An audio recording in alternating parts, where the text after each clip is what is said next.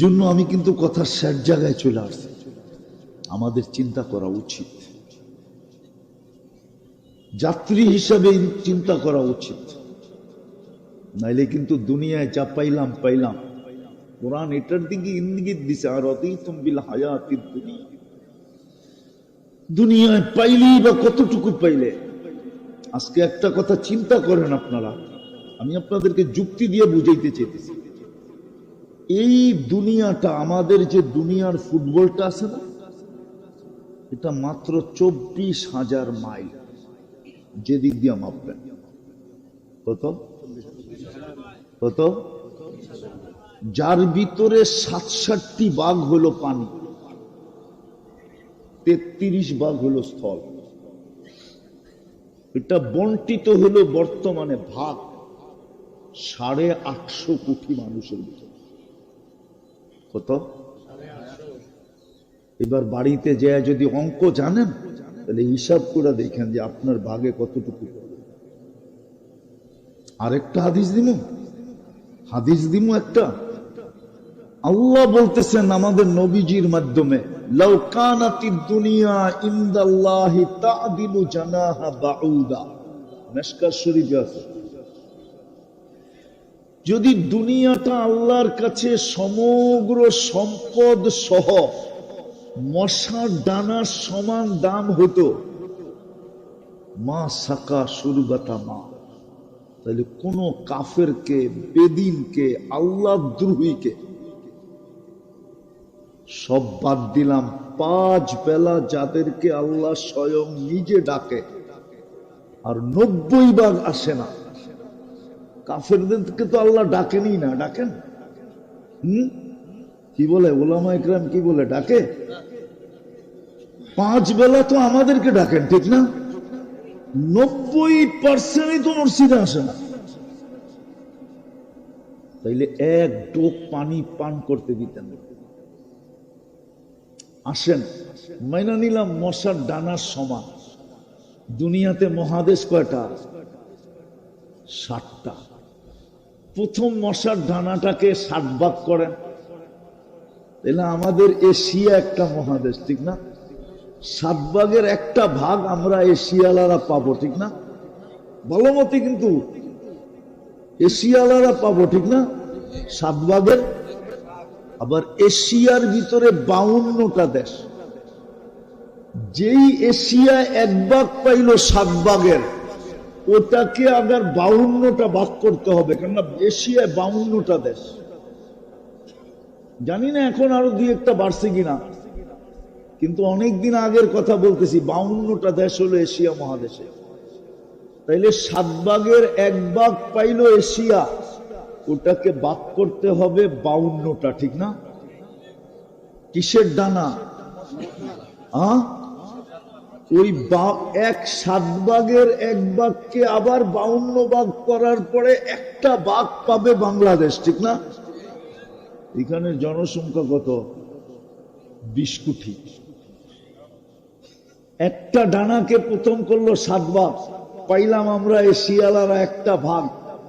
আবার ওই 1 ভাগকে করলাম 52 ভাগ, ওটার থেকে পাইলো বাংলাদেশ একটা ভাগ। ওটাকে আবার যদি 20 কোটি ভাগ করেন, তাহলে আপনি কি পাইলেন? কি পাইলেন? কোরআন তো এটাই বুঝাইতেছে, আর রাদিতুম বিল হায়াতিদ দুনিয়া। তুই এতটুক নিয়ে খুশি হয়ে গেলি কি করে? এতটুক নিয়ে তুই ভুলে গেলি কি করে যে চিন্তা করা দরকার ছিল যে আমি যাত্রী, 24 ঘন্টা বুক করি যাত্রা। বলেন এখানে কে আছে 24 ঘন্টা 100 বার আল্লাহ বলে? বলেন 100 বার যে আল্লাহ বলতে পারি না, এই জন্য ডেলি একবার মাপ চায় যে আল্লাহ আমি পারি না, মাফ করে দেন। কে আছে এরকম অবস্থা? নাই তো। আমার যুক্তি আপনার লাগে কিনা দেখেন। উচিত তো ছিল চিন্তা করা, উচিত তো ছিল চিন্তা করা। তাইলে আমি তো দেখাইলাম, হতে পারতো চিন্তা আমার চোখে কখনো না কখনো পানি নিয়ে আসতো যে হায় আমি তো কিছুই করতে পারলাম না। হয়তো চোখের কোনায় পানি উদিত করে দিত, লজ্জার পানি আমার চোখের কোনায় উদিত হইতো, তাইলে হয়তো হিন্দির একটা প্রবাদ বাক্য হলেও সত্য হইতো। হিন্দিতে প্রবাদ বাক্য আছে, নাদামত কি আঁসু গুনাহোं को धुल देते हैं। অনুসূচনার অনুতপ্তের পানি চোখের কোনায় উদিত হইতে দেরি, তোমার গুনাহ ধুয়া যেতে দেরি হয় না। ছিল তো প্রবাদ বাক্য, আর প্রবাদ বাক্যটা হাদিসের থেকেই ছিল। ওলামা আমার সাথে একমত হবে, অনুতপ্ত হয়ে যদি কেউ চোখের কোনায় একটু পানি উদিত করতে পারে মাসির মাথা সমান, হাদিসে আছে চক্ষু জাহান্নামের উপরে হারাম, এই ব্যক্তিটাই জাহান্নামের উপরে হারাম, দোজক নিভা যাবে, ও আর দোজকে যাবে না। আমাদের চিন্তা করা উচিত, কথা বাড়াইতে চেতেছি না, চিন্তা করা উচিত আমাদের যে আমি আল্লাহর ভোগ করি কতটুকু, আমি আল্লাহ আল্লাহ করি কতটুকু। কালকে যে আমি প্রশ্নের সম্মুখীন হব, মিলাবো তো মিলাবো কি করে? যার যারটা তার তার মিলিয়ে দিতে হবে, ম্যানেজার ডাকা যাবে না। কেননা ওই দিনটা এরকমই দিন, কুল্লু মরিইম মিনহুম শা'নুন ইউগনি। কুরআন বলে আমরা প্রত্যেককে এরকম ব্যস্ত করে দিব যে স্বামী স্ত্রীর দিকে তাকানোর সুযোগ পাবে না, স্ত্রী স্বামীর দিকে তাকানোর সুযোগ পাবে না, ভাই ভাইয়ের দিকে তাকানোর সুযোগ পাবে না, মা বাবা সন্তানের দিকে তাকানোর সুযোগ পাবে না, আত্মীয় স্বজন আত্মীয় স্বজনের দিকে তাকানোর সুযোগ পাবে না, বন্ধু বন্ধুর দিকে তাকানোর সুযোগ পাবে না। লিকুল্লি মরিইম মিনহুম শা'নুন ইউগনি। আমরা এরকম ব্যস্ত করে দেব। নবীরা পর্যন্ত মা বাবার খোঁজ নেওয়ার সুযোগ পাবে না, নাইলে নাফসি নাফসি কেন বলবে? নাইলে তো মা বাবাই বলতেন, ঠিক না? নাইলে আল্লাহ রসুল এই কথা কেন বলবেন? কাআন্নী আনজুরু মূসা, আমি মূসা আলাইহিস সালামের মতো নবীকে দেখতেছি কিয়ামতের দিন, মুতালাফফিকুন বিউমুদিল আরশ, আরশের খুঁটি ধরে চিৎকার দিতেছে আর বলতেছে রব্বি আসআলুকা নাফসি ওয়ালা আসআলুকা উম্মি ওয়ালা আসআলুকা উখতি। আমার বোনকেও চাই না, মাকেও চাই না, আমি তো আমাকে চাই, আমাকে বাঁচা, আমাকে। জিবরিল পর্যন্ত কেন চিৎকার দিবে? জিবরিল মাটিতে পড়বে আর চিৎকার দিবে রব্বি সাল্লিম সাল্লিম, রব আমাকে বাঁচা। পায়ে হাত দিয়া বলি আসেন, চিন্তা করি। আজকে যদি চিন্তা করতে পারি তাহলে আমার বিশ্বাস বিবেকের পর্দা খুলবে, নাইলে অনুসূচনা ভিতরে আসবে। আমি অনুতপ্ত হব, আমি লজ্জিত হব, হতে পারে আমার হাত দুইটা উঠা যাবে, হতে পারে যুবক এক সময় হাত উঠায় বলবে মালিক মাফ করে দে না। এই জন্যই তো আমি বলি আমার জাতি যদি কিচ্ছু না করত, সূর্য ডুবতে দেরি হাত উঠায় মাপ চাইতে যদি দেরি না করত, সূর্য উঠতে দেরি মাপ চাইতে যদি দেরি না করত, সূর্য ডুবতে দেরি মাপ চাইতে যদি দেরি না করত, এই দুটো বাদ দিলাম, আমার জাতি যদি একটা কাজই করত, ঘুমের বিছনায় যাইতে দেরি আল্লাহর কাছে মাপ চাইতে দেরি না করত, আল্লাহর কাছে যদি মাপ চাইতে দেরি না করত, যে বিছনায় গেল আর মাপ চাইয়া ঘুমাইলো যে আল্লাহ কিচ্ছু করতে পারি নাই, ঘুমাইতে তো চললাম, সকালে উঠাইলে না উঠবো, না উঠাইলে তো উঠবো না।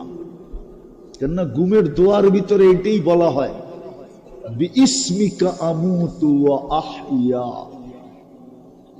আপনার নামে সদিচ্ছায় মরতে তো চললাম, কিন্তু উঠবো আমার ইচ্ছায় না, উঠবো আপনার ইচ্ছায়। আহইয়া, আপনি উঠাইলে উঠবো, নাইলে উঠানো হবে না। বিছনায় যেয়ে যদি মাপ চাইতো, কিন্তু আমার জাতি তো না বিছনায় যেয়ে মাপ চায়, না সূর্য ডুবার পরে মাপ চায়, না সূর্য উঠার পরে মাপ চায়, বরং ডাকলেও তো আসে না। এটাই বলতেছিলাম, ডাকলেও তো আসে না। প্রতিদিন 5 বার কে ডাকে? কে ডাকে? কে ডাকে? আল্লাহ চিনেন? আল্লাহ তো চিনেন, আল্লাহ চিনেন। হয় হয়, এই জন্যই তো আমি বলি উচিত ছিল, প্রত্যেকটা মুসলমানের উচিত ছিল ডেলি না হইল সপ্তাহে, সপ্তাহে না হইল মাসে, মাসে না হইল বছরে, উচিত ছিল 99 নামের অর্থ দেখা। আল্লাহ নিজের পরিচয় দিছেন। মানুষ যেরকম পরিচয় দেয় না, এখানে কিছু নাম আছে, বক্তাদের ছাড়াও কিছু নাম আছে, সবার নামের নিচে পরিচয় লেখা আছে না? নাই? আল্লাহ তো নিজের পরিচয় দিছে। আল্লাহ জিজ্ঞেস করছে, আল্লাহ আল্লাহ নিজের পরিচয় দিছে, ওইদিকে যাওয়ার সুযোগ নাই। মক্কা আলারা জিজ্ঞেস করছিল, আল্লাহর বংশ কি? আল্লাহর বংশ পরিচয় কি? বংশ পরিচয় তো কুল হু আল্লাহ, আল্লাহ নাযিল করছে, ঠিক না? আমাদের নবীজির কাছে এসে জিজ্ঞেস করছে, আনসিব রব্বাকা, আপনার রবের নসব বলেন, পরিচয় বলেন। আল্লাহ কুল হু আল্লাহ নাযিল করে দিছে। শুধু কুল হু আল্লাহ নাযিল করেন নাই, গাঠি সহ নাযিল করছেন। কোন সূরাকে জমিনে আনতে এত ফেরেশতা কখনো আসে না। জিবরিল আলাইহিস সালামের সাথে এত ফেরেশতা আসছে, কেননা আল্লাহর পরিচয় পত্র কি? কুল হু আল্লাহ, গাঠি। এই জন্যই তো সাহাবী শুনা মিছিল শুরু করছে। ও একা একা, সবাই জিজ্ঞেস করছে মিছিল কেন? শুনো না সূরা ইখলাস? তো শুনলাম তো, এটার ভিতরে কি আছে? তো সাহাবী বলতেছে, নেমার রব রব্বুনা, জয় আমাগো রবের জয়, ইয়াখুদ কলিল ওয়া ইউতিল জাসিল। ছোট একটা সূরা, পড়তে দেরি, 10 পারার সওয়াব দিতে দেরি করে না।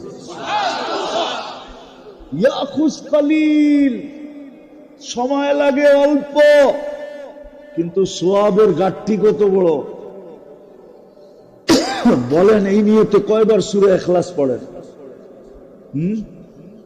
এইখানে যারা আছে বসা, বেশিরভাগই তো হবে পাড়াটিয়া, ঠিক না? বাড়িওয়ালা আছে কিনা আমি জানি না। আমার সামনে, আমার স্টেজে না, আমার সামনে যারা বসা আছেন, বাড়িওয়ালা আছেন তুই একজন? মনে হয় না, খুব কম, ঠিক না? বাকি বেশিরভাগই তো কি? আরে বলেন না, ভয় পাইতেছেন? আরে ভয় পায়েন না, বলে ফেলেন। বেশিরভাগই তো কি? বাড়াটিয়া, ঠিক না? বাড়িওয়ালা হইলেও কি হবে, 2-4-10 কাঠা বানাইতেই তো জিন্দগি পার হয়ে গেছে, ঠিক না?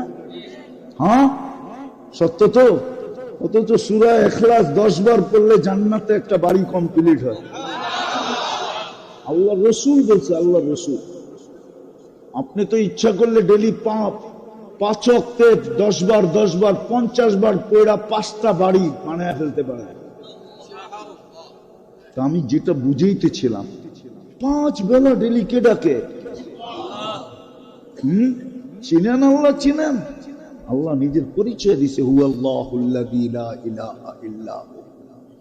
পরিচয় জিজ্ঞেস করেন, তরজমা পরিচয় তো হুয়াল্লাহুল্লাযী লা ইলাহা ইল্লা হু, আর রহমানুর রহিমুল মালিকুল কুদ্দুসুস সালামুল মুমিনুল মুহাইমিনুল আজিজুল জব্বারুল মুতাকাব্বিরুল খালিকুল বারিউল মুসাব্বিরুল গফফারুল কাহ্হারুল আহ্হাবুর রাজ্জাকুল ফাত্তাহুল আলিমুল কাবিদুল বাসিতুল খাফিদুর রাফিউল মুইজ্জুল মুদিল্লুস সামিউল বাসীরুল হাকামুল আদলুল লতীফুল খবীরুল হালিমুল আযীমুল গফুরুশ শাকুরুল আলিয়্যুল কবীরুল হাফিজুল মুকীতুল হাসিবুল জলিলুল করিমুর রকিবুল মুজিবুল ওয়াসি আল হাকিমুল ওয়াদুদুল মজিদুল বাঈসুশ শহীদুল হকুল ওয়াকিলুল কবিয়্যুল মতিনুল ওয়ালিয়্যুল হামিদুল মুহসি আল মুবদি আল মুঈদ আল মুহয়ি আল মুমীত الحي القيوم الواجد الماجد الواحد الأحد الصمد القادر المقتدر المقدم المؤخر الأول والآخر الظاهر والباطن الوالي المتوالي البر التواب المنتقم العفو الرؤوف مالك الملك ذا الجلال والإكرام المقسط والجامع والغني والمغني المانع الضار النافع النور الهادي البديع والباقي الوارث والرشيد الصبور জাল্লে জালালু ৯৯ পদের মালিক আল্লাহ ডাকে। ৯০% মসজিদে আসে, ৯০% নামাজ পড়ে না, ৯০% নারী পুরুষ যুবক বৃদ্ধ নামাজ পড়ে না। অথচ অঙ্গীকার ছিল একটাই কমপ্লিট করে দেয়, একটাই কমপ্লিট করে দাও। ইদা সালুহা সালুহা সাইরুল আমাল, একটা কমপ্লিট করে দিলি আমরা সবগুলা কমপ্লিট বলা মাইনা নিব, কিন্তু ওই নামাজই পড়তে আসে না। এই জন্য মেরে দোস্ত আবার শুরুতে চলে যাই, চিন্তা করা উচিত ভোগ করি কতটুকু, নেয়ামত খাই কতটুকু, আল্লাহ ভোগ করি কতটুকু, আর আল্লাহ আল্লাহ বলি কতটুকু। কালকে আমি যে যাত্রী, পরিসমাপ্তি ঘটার পরে এই চেহারাটা আল্লাহকে দেখাবো কি করে? চিন্তা করি একটু। বুঝাইতে পারলাম? বুঝে কি আসলো? হ্যাঁ, কিছু যদি নাও করতে পারি তো এই উম্মতের জন্য একটা সুযোগ আছে, ওই সুযোগটার জন্যই আল্লাহ অপেক্ষা করেন। এই সুযোগ কোন উম্মতকে দিছেন কি দেন নাই আমি জানি না, কিন্তু এই উম্মতকে সুযোগ দিছেন। হাত্তা ইউগারকের আল্লাহ ঘোষণা দিতেছে, আমি তোর কণ্ঠনালীতে রু আসার পূর্ব মুহূর্ত পর্যন্ত অপেক্ষা করব। আল্লাহ অপেক্ষা করবেন, তওবার জন্য অপেক্ষা করবেন, তওবা করি কিনা। এই সুযোগ এই উম্মতকে দিছেন, আর কোন উম্মতকে দিছেন কিনা জানি না।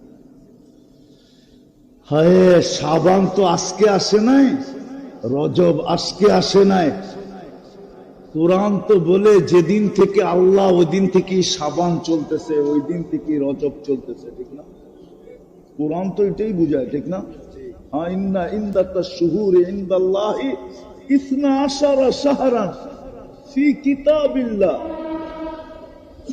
কিন্তু কোন উম্মতকে এই দোয়া শিখান নাই, বারিক লানা ফি রজব শাবান ওয়া বাল্লিগনা রমাদান। এই দোয়া কোন উম্মতকে শিখান নাই, এই উম্মতকে শিখিয়েছিলেন। রজব কিন্তু শেষ, শাবান কিন্তু শুরু। শাবানের 2 তারিখ হলো আজকে, শাবান শুরু। আমি জানি না এই মজমা দোয়া কতটুকু করে। সমস্ত সুযোগ এই উম্মতকে দিছেন। বিদায় যদি কথা বুঝে এসে থাকে তাহলে চলেন কমসে কম আল্লাহর কাছে তওবা করি। তওবা রাজি? কে কে রাজি তওবা করতে? পাক্কা? তাহলে বলেন আল্লাহ অতীত থেকে তওবা করব। আপনি আমাদের তওবা কবুল করেন। নামান 2টা কাজ শুরু করেন, 2টা কাজ। এই উম্মত বেশি পরিশ্রম করতে হবে না। এই উম্মতের সাথে আল্লাহর কেমন দোস্তি একটু আগেই বলছিলাম। যদি বুঝা থাকেন তো বুঝতে পারেন, যদি বুঝা থাকেন তাহলে বুঝছেন, নাহলে আমি সারা রাত বুঝাইলেও বুঝবেন না। আমি বললাম না একটু আগেই যে আল্লাহ বলে সমস্ত তোমরা আসামিকে শাস্তি দিতে অভ্যস্ত, আমি মাফ করতে অভ্যস্ত। এটা ভালোবাসার বিকাশ। তোমরা আসামিকে খুঁজতে থাকো শাস্তি দেওয়ার জন্য, আমি আসামিকে ডাকতে থাকি মাফ করার জন্য। একটু পরেই প্রথম আকাশে চলে আসবেন আর ডাকতে থাকবেন, হালমি মুস্তাগফির ফাগফির আলা, কে আসিস মাফ চাস আমি মাফ করব। বিদায় 2টা কাম করেন, পারবে? একটা হলো আজকের থেকে যখনই ঘুমাইতে যাব আল্লাহর কাছে মাফ চায়, ঘুমাও। আমি বিশেষ করে যুবকদেরকে বলতেছি, সারাদিন কি করলাম আমার বিষয় না, কেননা আমাকে আল্লাহ চকিদার বানায় পাঠায় নাই। কোরআনে আছে লাস্তা আলাইহিম বিমুসাইতির, চকিদার না। দ্বিতীয়, তোমার দোষ তালাশ করার জন্য আল্লাহ আমাকে পাঠান। ওয়ালা তাজাসসু, দোষ তালাশ করার জন্য আসি নাই, হাতে পায়ে ধরার জন্য আসছি। এই জন্য বলতেছি, যখনই ঘুমাইতে যাব আল্লাহর কাছে মাপ চায়, মাপ চায়। পারবেন এটা করতে? কঠিন, মনে থাকবে? আপনি কন্টিনিউ 6 মাস করে দেখেন, রেজাল্ট কি দাঁড়ায় আপনি নিজে চোখে দেখবেন। ওই রেজাল্ট বা ফলাফল জানানোর জন্য আপনি আমাকে খুঁজবেন। আমার বিশ্বাস, আমি মা বোনদেরকে বলতেছি, আপনাদেরকে বলতেছি।